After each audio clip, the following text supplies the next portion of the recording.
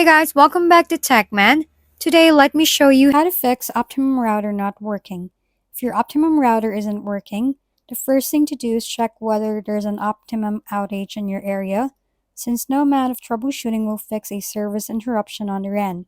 If there isn't an outage, perform a proper restart by unplugging both the modem and router, waiting for 30 to 60 seconds, plugging the modem back in first, and waiting for its light to stabilize before reconnecting the router.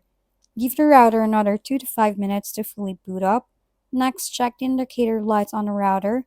A solid white or green light usually means everything is working normally. A blinking internet light means the router is trying to connect, while a red light often indicates a loss of internet service if the router has no lights at all. Verify that the power cable is securely connected and the outlet is working. If the problem persists, perform a factory reset by pressing and holding the reset button for 10 to 15 seconds, but keep in mind that this will raise any custom settings. You can also try connecting a device directly to the modem with an internet cable to determine whether the issue is with the router or the internet connection itself. If none of these steps solve the problem, you'll likely need to contact Optimum support, as the issue could be caused by faulty equipment, a signal problem, or an account-related issue.